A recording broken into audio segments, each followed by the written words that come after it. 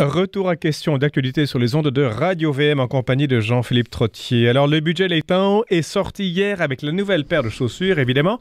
Budget conçu dans un contexte économique assez favorable qui réduit quelque peu le fardeau fiscal des contribuables, grossit les enveloppes de l'éducation, de la santé, des infrastructures et des transports en commun.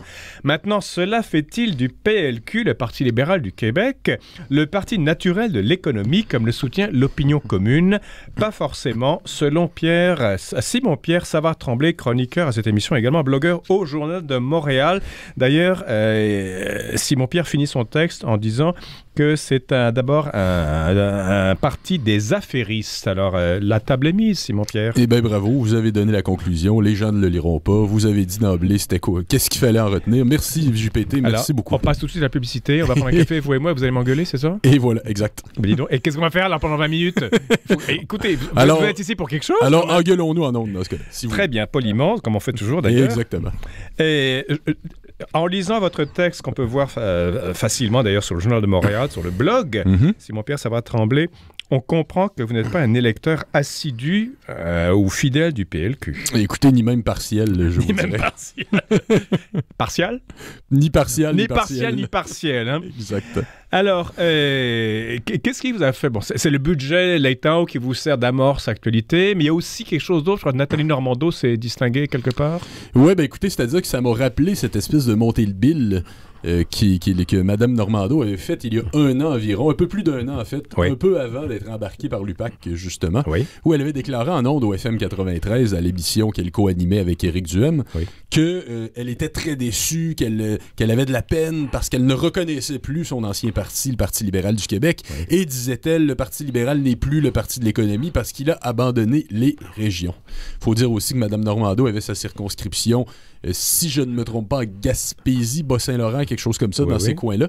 Alors, c'est probablement quelque chose qui lui tient à cœur. Ceci étant, la seule partie qui, dans sa déclaration, me semblait être un peu inadéquate, c'est que c'était à supposer que le Parti libéral ait déjà été le Parti de l'économie. Ben, attendez, Jean Lesage était Parti libéral et c'était quand même un Parti de l'économie. Bien sûr, mais on n'est plus tout à fait on parle pas de ce Parti libéral là. Je fais surtout référence au gouvernement auquel elle-même a participé, qui était celui de Jean Charest aussi. Donc, c'est Charest qui est le point de départ de votre réflexion, si j'ose dire. Ben, si on peut dire. Je trouvais ça un peu drôle qu'elle compare le Parti libéral de Philippe Couillard et celui de Jean Charest, tout en disant que l'un n'est plus celui de l'économie et que l'autre l'était. C'est faux. Alors, vous vous en prenez vertement donc à ce concept d'austérité, notamment, que Philippe Couillard et compagnie ont brandi sur la place publique pour justifier donc les coupures à droite et à gauche, qui maintenant s'atténuent beaucoup. Oui, ben, c'est-à-dire que quand le gouvernement Couillard est arrivé en poste en 2014, de manière assez surprenante d'ailleurs, il a donné un peu le spectacle habituel, c'est-à-dire cette découverte, entre grandes guillemets, coutumière de tout nouveau gouvernement qui s'installe, c'est-à-dire on a découvert qu'il y avait un trou budgétaire, on n'avait pas soupçonné ça, le gouvernement précédent nous l'avait caché, donc Trudeau a fait la même chose avec les prédécesseurs. Voilà. Tout nouveau gouvernement, comme vous dites, dit c'est pire que ce qu'on pensait. Voilà. Donc on ne pourra pas réaliser les 3/4 de nos promesses, c'est triste. C'est de bonne guerre. Ben écoutez, c'est de bonne guerre. Les péquistes feraient la même chose, n'importe qui le fait. Écoutez, de dire que n'importe qui le fait, soit, écoutez, je suis pas en train de dire que c'est le mal ou que c'est bien, là, je fais juste dire que ça a été... Ben, moi, je trouve ça... Je pense qu'on serait à l'heure quand même de gouvernements qui tiennent leurs promesses, si vous me permettez. Oui. Ça vaut pour tout le monde, tous les partis. Ça vaut pour tout le monde. Je n'en suis pas encore au cœur de ma démonstration. Allons-y. Alors, commençons par les feuilles extérieures. Alors, une fois, donc, cette découverte sur une situation budgétaire qui était bien plus grave, prétend-on, que ce qu'on avait anticipé, alors là, le bon docteur et ses troupes ont mis le Québec à l'heure de l'austérité. Et nous ont-ils dit rapidement, ne parlons plus d'austérité, allons-y plutôt du terme beaucoup plus noble de rigueur. Oui. Alors, rigueur. Donc, à ce moment-là, tout ce qui faisait la distinction du Québec pouvait être sur la table. Alors, que ce soit les régions pauvres, c'est ce qui a fait d'ailleurs réagir le plus Mme Normando, que ce soit les conférences régionales des élus, que ce soit les représentations à l'étranger, que ce soit les forums jeunesse ou les sociétés publiques, aucune part de l'État finalement ou de l'économie sociale ne semblait à l'abri du rouleau compresseur libéral. Mais Simon-Pierre, c'est pas surprenant d'ailleurs que le Conseil du patronat du Québec ait proposé carrément l'exode rural, ait proposé la fermeture des régions pauvres en disant vous les quitterez, vous irez là où c'est développé économiquement, merci, bonsoir. Ça a le mérite d'être plus clair et d'être plus direct. Simon-Pierre, j'ai bien compris tout ça. Ce que je vais vous demander là-dedans, c'est que est-ce que le gouvernement de Couillard proposait un changement de la définition de l'État québécois selon la culture québécoise, ou c'était juste, il fallait nettoyer les écuries d'Augias momentanément pour pouvoir avoir les surplus qui sont sur la table maintenant. C'était 2-3 ans de cure minceur. Il fallait bien, à un moment donné, nettoyer quelque part. Alors voilà, cure minceur, coupure historique dans des domaines comme l'éducation, par exemple. Historique parce qu'auparavant, il n'y avait jamais autant de coupures que ça. Oui, il fallait bien que quelqu'un fasse sa job. Un instant, s'il vous plaît, JPT. Il y a quand même Moi, je suis qu'animateur, je vous pose des questions. Il y a quand même eu un déficit zéro sous Lucien Bouchard qui était quand même assez ardu également. Ouais. Puis d'ailleurs, c'était aussi un gouvernement qui a redéfini l'État en bonne partie. Ouais. Ce qu'on a su d'ailleurs par le journal Le Devoir, c'est que le livre de chevet de Philippe Couillard, c'est le livre de Fourth Revolution, The Global Race to Reinvent the State. Qui dit quoi? Et c'est de qui d'abord ce bouquin? Alors, c'est un livre d'auteurs qui sont les directeurs, les patrons du magazine The Economist. Mm-hmm. C'est très bien, c'est une bonne référence. Un instant, c'est quand même l'économie dominante, ça aussi. On a déjà fait une capsule sur... vous êtes anti ça, je pense, oui. Anti ça, oui. Alors, donc, ce livre, nous disait-il... Je continue votre démonstration. Alors, il nous disait, les 3 premières révolutions, c'est celles qui ont été dans l'ordre l'État-nation, l'État libéral et l'État-providence. Et la dernière, la 4e révolution, la Fourth Revolution, c'est celle de l'État lean, l'État maigre. Ah, mais alors, on en parlait à Davos, non? C'est pas où les auteurs nous disent-ils, malheureusement, ça n'a pas été achevé. Mais ça, il était question de ça au Forum de Davos en Suisse, non? Il n'y a pas longtemps. Mais écoutez, au Forum de Davos, on parle d'à peu près toutes les modes mondiales qu'il faut suivre, puis c'est évidemment... Non, mais la 4e révolution était vraiment au centre de du dernier Forum de Davos. Notamment, bien sûr. Hein?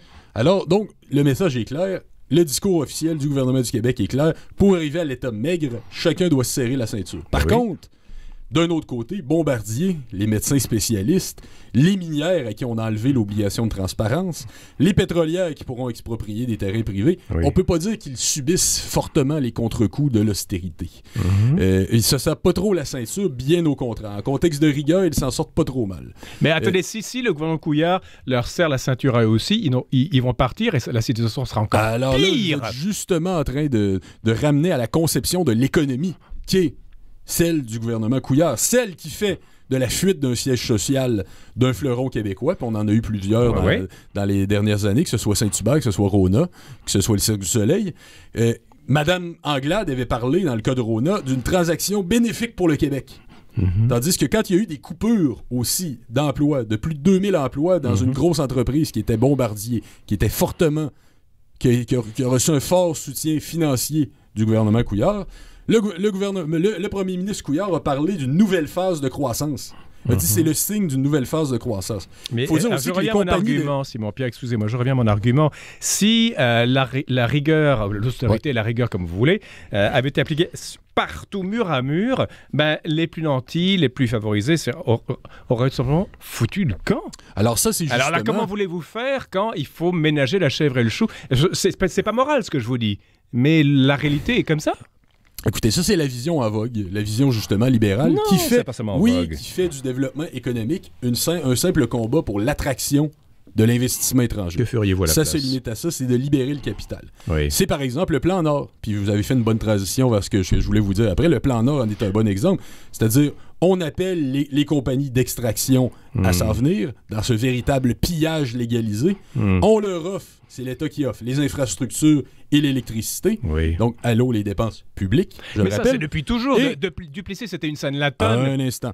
Et en plus, on exige très peu de redevances. Mais ça a toujours été comme ça ici. Puis en plus que ces entreprises sont libres d'amener leur propre personnel, on n'a même pas le mérite de créer des emplois avec ça. Je veux bien. Ouais, mais ça a toujours été comme ça ici. Pas toujours. Pourquoi vous en prenez à Philippe Couillard en particulier? Depuis les années 60 à un État stratège. Ouais. Mais depuis le second référendum principalement, on s'engage vers la voie de l'État succursale. Il y a un bon livre que voilà, vous prêchez pour votre paroisse. Hein? Et voilà. Évidemment, vous ne prêcherez pas pour une autre paroisse.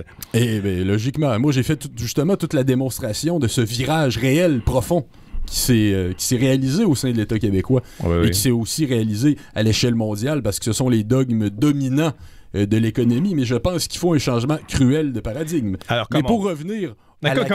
En 2 mots, vous parlez de changement cruel de paradigme. C'est une expression je n'ai pas cruauté. Qui attire le journaliste en moi, vous savez. Que feriez-vous à la place de Philippe Couillard? Qu'auriez-vous fait? J'enlève la cruauté pour commencer. Parfait. C'est-à-dire que je crois que c'est un combat qui se mène à plusieurs niveaux. il faut le retour à un nationalisme économique. On en a parlé plusieurs fois sur ces ondes-là.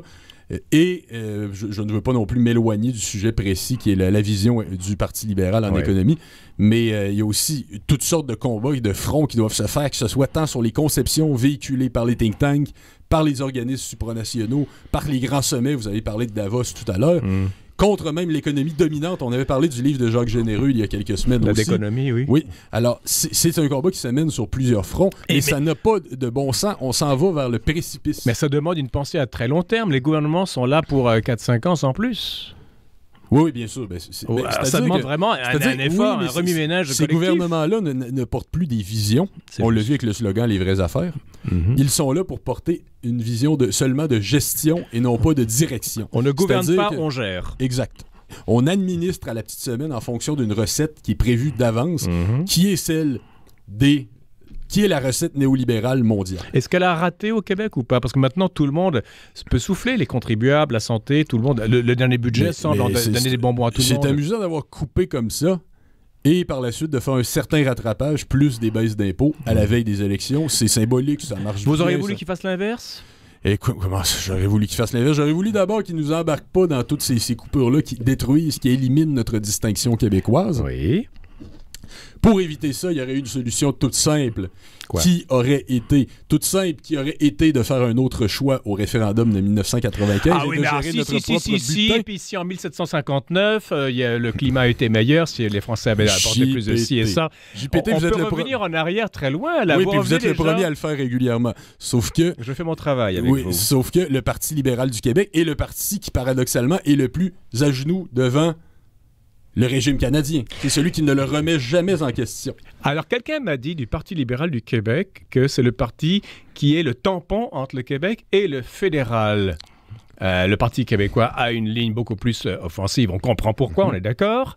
Mais le Parti libéral est celui qui doit faire plaisir à Ottawa tout en faisant plaisir à la population québécoise. C'est la quadrature du cercle pour les libéraux. Oui, c'est-à-dire, on peut dire ça comme ça, mais c'est aussi le parti des affairistes, justement. Le parti qui amène le plus, c'est les conceptions dominantes, néolibérales dont je vous parle. Oui. Le gouvernement de Philippe Couillard.